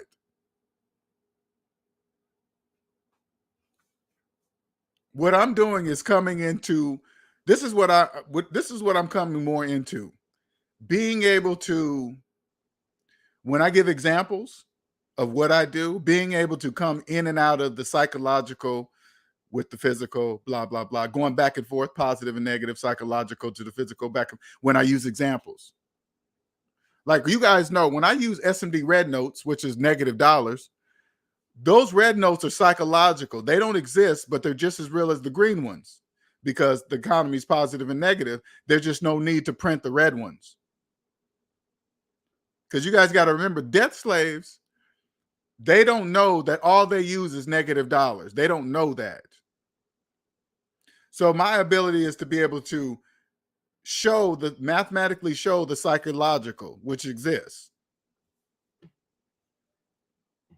Like here, let me give an example of speaking the psychological to a debt slave. Okay. Hey, did you know? No, let me see how I'm gonna phrase that. You do know a mortgage can't buy a house, right? Now, if you ask the average person that question, they're going to give you a blank look, especially a person with a mortgage. If you go up to a person with a mortgage and say, hey, even though it's mathematically true, right? Mathematically, you can't buy a house with a mortgage. That's mathematically correct. You can't do that, right? If you go up to a person with a mortgage and you say, hey, you do know you can't buy a house with a mortgage, right? You can't really own a house with a mortgage. They're going to give you a blank look. What's up, Robert? They're gonna give you a blank. They're gonna give you a blank look. All right. Oh, I didn't see what Robert wrote there. That's funny. They're gonna give you a blank look. Know why they're gonna give you a blank look? because they don't understand capitalism is psychological. They don't know that. That's why what do you mean? Everybody does it. That's the only way to get a house. Only rich people can buy houses and cash because they'll start running the program right at that moment. What do you mean? You can't do this. Only rich people can buy a house. Who can afford a house in this neighborhood, in that area, in this tax code? They just start, then they won't shut up. And then you just have to walk away. But when they start doing that, you got to remember, that's a program that they're running. Oh, you have to be rich to buy a house in cash. Well, you know the prices of houses today in this city, in New York, and they start running. You notice they all do the same thing. Well, if you live in LA, you can't get a house for this and that, and the apartment costs this and that. That's just a program that they're running. When you hear, put it this way, like when you hear a person does that, just test it. If you don't believe me, test it. When you hear them starting to run the program, you stop them and say, "Who told you that? Where did you hear about that? Where did you hear that prices are this price in New York City?" And where did you hear that from? Where? They're not going to have an answer for you because they probably heard it as they're browsing YouTube Shorts or Instagram Shorts or whatever shorts.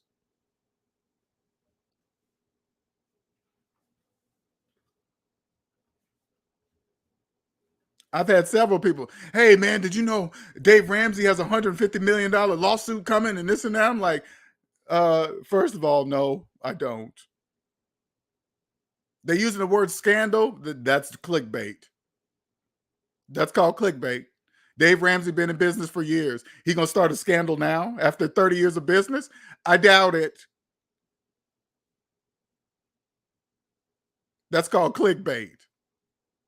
$150 million lawsuit. Do you know how much Dave Ramsey made last year? What if I told you? What if we found out Dave Ramsey made $50 million last year? Does 150 million sound like a lot? Even if he lost? What if he got founded true that everything happened, whatever, for the 150 million? So like, oh, it's his fault. He got it, and he had to pay it. Do you think that's a problem for Dave Ramsey? Absolutely not. When they put numbers up like that, that's to stun you guys.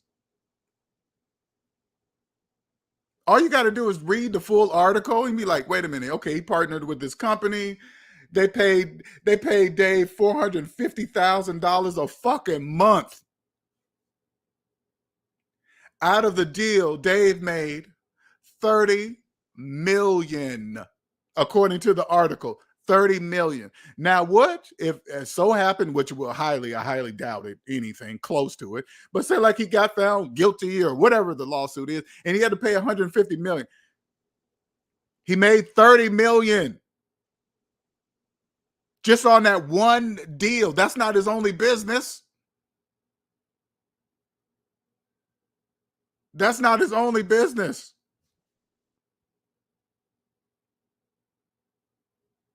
Will he be upset that they pay it? But he can pay it.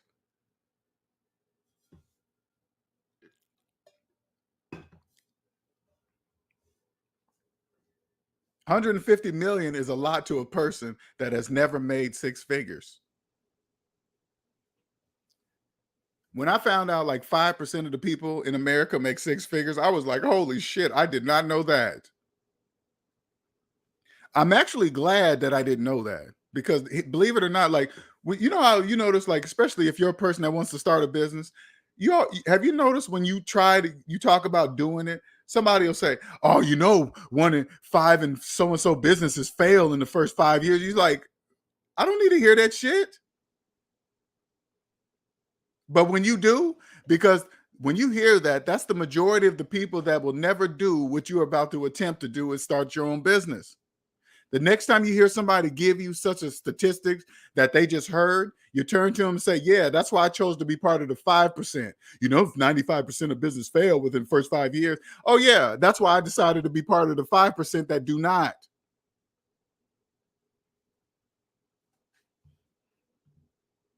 Chick-fil-A and Ramsey are the only two businesses I know that don't have any debt. That's the only two businesses that I know that are recognized businesses.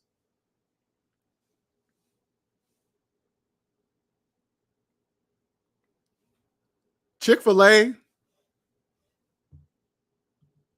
Dave Ramsey. Those are, you guys really don't. It's like when you see Chick-fil-A closed on Sundays. Of course, you say, and it probably is religious reasons. I don't know, but you guys got to understand the bigger significance of that. The average person that sees Chick-fil-A close on Sundays, the average person says, "Oh my God, you know how much money they're missing on Sundays? Oh my God, they could be making so much more." They know that. They don't need it. That's the difference. When you have no debt, business side or personal side, you make what is called phantom income. It's called phantom income. What is phantom income?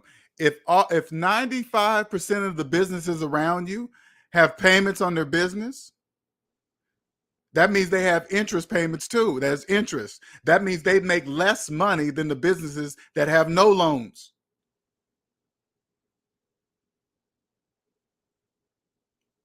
And when you have no debt, you can also say, "Hey, think about it. When you come, say like I got approved, because you better believe you got to be approved to be a Chick-fil-A franchisee. Believe that. They're not just letting anybody do that. If I came in there, I'd be like, okay, came in there, buy the Chick-fil-A business, probably have a loan on it, of course, because I ain't got that kind of money to buy Chick-fil-A business in cash, but I'll be personally debt free. So I'm assuming Chick-fil-A, the first thing they're going to do is run my credit and see that I own myself. They're going to run my credit report and see, and they're going to be like, "Oh my God, we've never seen a credit report like this in a long time." Then I would look for, okay, what city am I opening this up in? Okay, cool. All right, then I'll go to the city and like, hey, what tax breaks are you guys giving? If we give, what kind of projects are you guys looking for investors for to invest in the city to do something? Because the city have the ability to lower your property taxes. I don't know how that works, but hey, you do this, we'll take less property. Hey, that's what we'll do. Only people with money can do that. I'm just talking out loud. What I just said is just my opinion. It just makes sense. That's all called phantom income.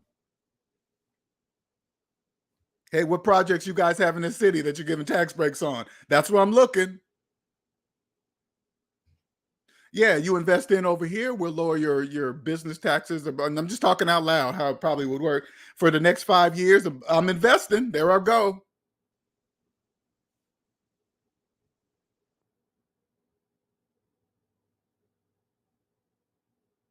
You figure you own a Chick-fil-A franchise, you got to understand the amount of integrity, uh, quality.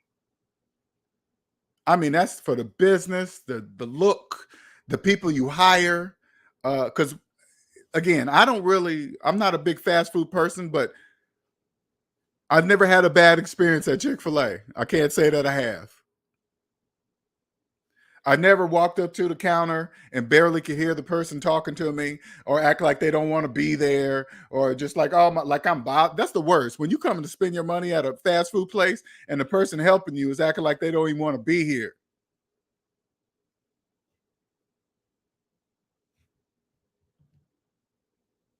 Buy now, pay later services are already getting rid of customers. They know what's coming. Yes, they are. They get rid of customers. You better believe they know what's coming. They're gonna cut their losses. You better believe buy now, pay later services. They're listening for that. If August is the start date, they got to be preparing themselves right now.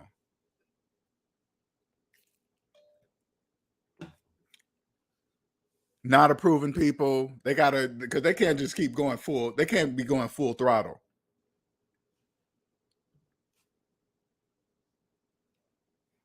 Because you guys, I keep saying this. You guys got to remember. Not only because buy now, pay later services are actually keeping the economy afloat right now. It's crazy. Because you got to think about it. If they didn't offer this on the services, nobody could be buying anything. So technically, they're keeping it afloat. But when those student loans start, which is government money, Those are priority. When they get this tax hole closed, what do you think? I mean, out of everything, think about it. These people, like, they're working these 1099 jobs, they're not paying their taxes and they're spending the money on buy now, pay later services.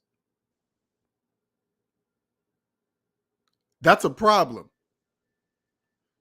I promise you, that's got to be being worked on right now. It has to be. But that's going to be priority. So those two alone right there, the student loan debt and back taxes, those are two priorities. Everybody else gets the crumbs. So car repossessions about to happen. These people are going to be losing these leases on these houses that they finance, because remember, all these houses going up. The majority of these housing communities, those are leases. You know how many leases are going to be broke? I guarantee you, the companies that are in charge of these big old housing complex leases, I guarantee you, all the legal stuff is in place.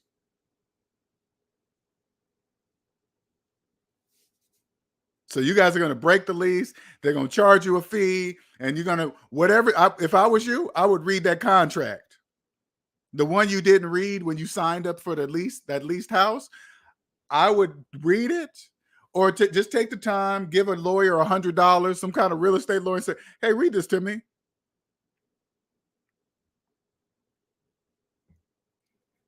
Maybe you could scan it into Chat GPT and ask Chat GPT to figure that, pull some things out that you need to see. What happens when you break the lease? Are they going to own you? Are they going to charge you 6 months of rent and some late fees and cleanup fees and own you? You better figure that out before that happens.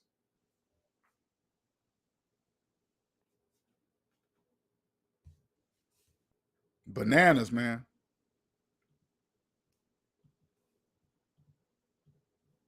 But if you look at Tesla right now, okay,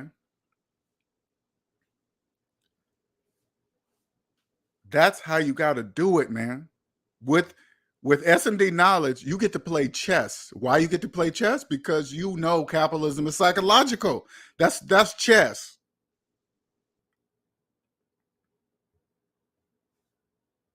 While all the debt slaves are stuck in the future, always speaking about their finances in future tense, you will be here knowing nothing happens.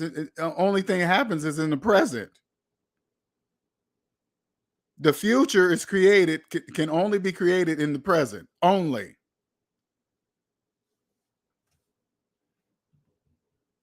LJ, do you think prices of homes will kind of go back to normal by student loan payments set to start late August? Okay, look at it this way, QJC. It doesn't matter what the price of homes are. That's number one. It doesn't matter. What, you think when you say, and I'm not just saying to you, I'm just saying in general, the prices of homes go back to normal. What does that mean? Debt slave have never had any money to buy a house. A house could be $1,000. They still couldn't buy it. A house could be $1,000 and they still, mathematically speaking, wouldn't have the money to buy the house. So the actual price of the houses are irrelevant. So when you see the price of a house go up and down, you got to look around and say, why are they doing that? Why are they lowering the house prices right here? Why are they doing it today? Why are they making houses zero, no money to get in right now? And they're making it available to all over the United States. Oh, they want to fill in the remaining houses that are left.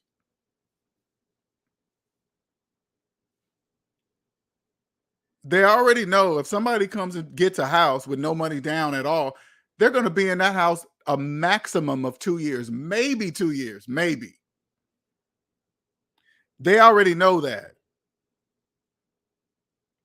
Maybe the price of the house, if you really think about it, the price of the house allows them,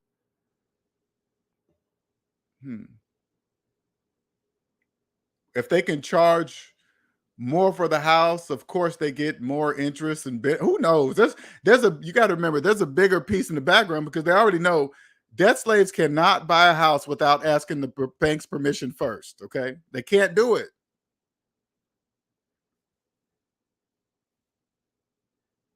You know, when they announce like new FHA mortgages and here's how much you can get, of course it's going to be in the range to buy a house, or else they wouldn't be able to get it.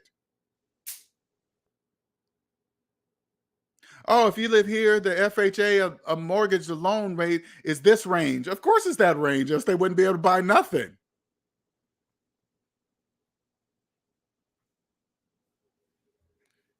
We're letting people in and all you need is a 600 credit score. Okay, of course, you know exactly who they're talking to. They're trying to get people with 600 credit scores.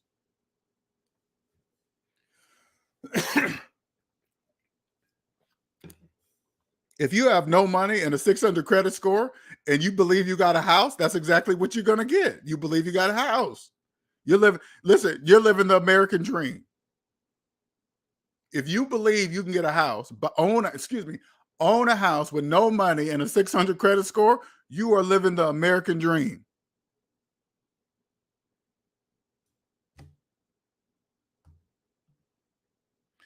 Oh, I'm waiting for the used car market. Going to have to learn the auction, waiting for the used Toyotas or Lexus. Yeah, you definitely want to do some kind of look for some kind of repo lot, because forget even an auction. See if you can find if banks have repo lots, you can walk on and just buy the car. You know, who knows? Because there are going to be tons and tons of repos. Soon as you hear, listen, as soon as you probably want to catch a debt slave beforehand. If I was you, and if you got cash, I wouldn't wait for no auction. I'll go straight to the debt slave.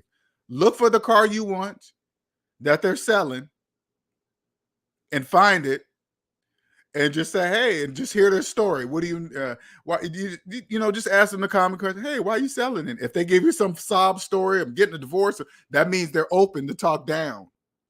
You might get a car that they just want, hey, I can't pay off the remaining balance and I don't want to lose my credit or whatever. Who knows?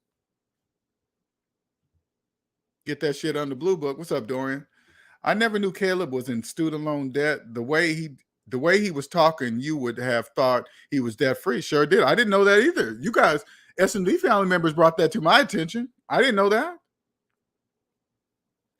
When I first heard Caleb talking, I was like, oh yeah, okay, he's clearly debt free. And then he said, hey, here's my year ending this and that. And he mentioned student loan debt. And he's like, oh, that'll be stupid to pay that off. What? Because student loan debt is only this much interest and I can be investing that money over there and getting this much interest. Oh God, there you go, running the program. So you're a debt slave too. Got it. Here we go, another debt slave that believes they can invest in the stock market while having student loan debt. Okay. So crazy. Sometimes I'll watch a couple of his episodes, which I can't. Once I found out he had student loan debt, I can't really watch them no more. I used to actually enjoy watching the show, but now that I know he's a debt slave, I can't really pay attention.